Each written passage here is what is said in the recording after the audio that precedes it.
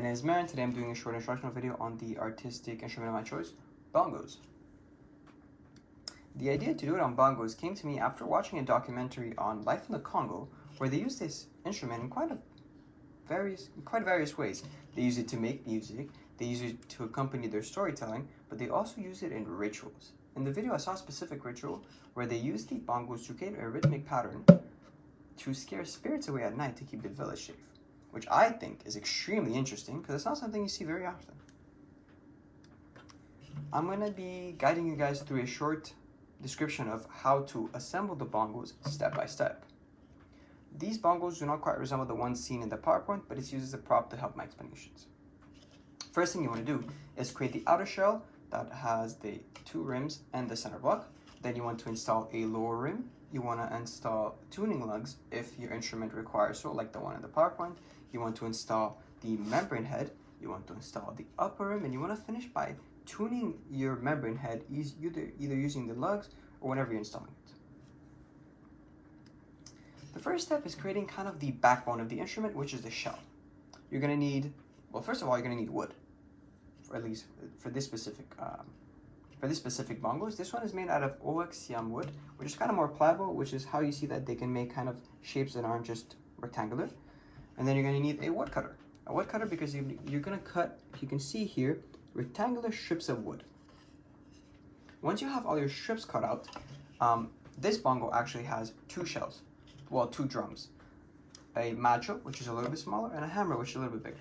Once you have all your wood pieces cut out, you want to first, and your center block is a little 2x2 block, you're going to want to put wood glue, specific type of glue for wood, and have two pieces glued to the center block. You're going to let it dry. Then you're going to need a nail, a washer, and a drill.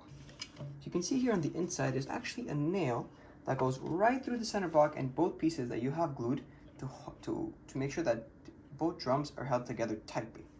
Do be careful when using the drill. You don't want to either damage the wood or yourself.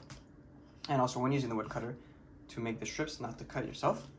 And then you're going to install the rest of the wood pieces by using wood glue. You're going to let it dry to make sure that it's tightly wound together. Then you can move on to step 2, which is installing the lower rim and the tuning lugs. Lower rim is composed of a plastic polymer that you're going to install on the bottom. Be careful on that step installing it, because you do not have quite a lot of space in the bottom, so you can get your fingers pinched when installing it. You can't see on this one as it doesn't have a lower rim. If you can see in the video, there's not a lot of space.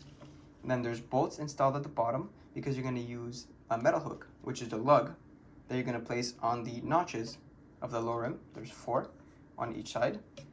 And then you're going to install it tightly because that's going to be used to kind of brace the instrument, but also adjust the tightness of the membrane head. Next 2 steps, they kind of go hand in hand together, which is installing the membrane head and installing the upper rim. First thing you're going to do is you're going to need a rawhide, synthetic or organic, that you're going to place above the rim. It's going to be a rectangle, and you're going to wet with water to make sure that it's more soft and you can manipulate it better. After placing it above the rim, you're going to place a metal hook, which is going to be a circular metal hook above the membrane. You're going to fold the membrane above. After that step, it's kind of step 4 and 3 because they kind of go hand in hand together. You're going to place the upper rim above it to hold all of it together. Then there's going to be a tight space at the upper rim, which you're going to use pliers to kind of shove the membrane through and pull it so that it's kind of folded on itself, as you can see right here. You're going to use the plier to get all that excess membrane out.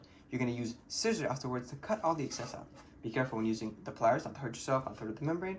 Also, be careful when using the scissors so you don't cut your fingers.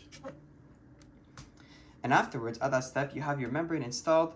You have the excess cut out, which is step 4. Your rim is tightly assembled. They're tightly held together. And on step 5, what you're going to do is you're going to use a clamp.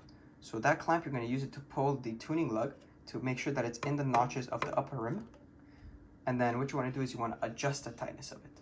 So there's a bolt at the bottom right here. I don't know if you can see in the PowerPoint. There's going to bolt that you adjust. It's going to pull the upper rim and lower rim together, adjusting the tightness of the membrane head.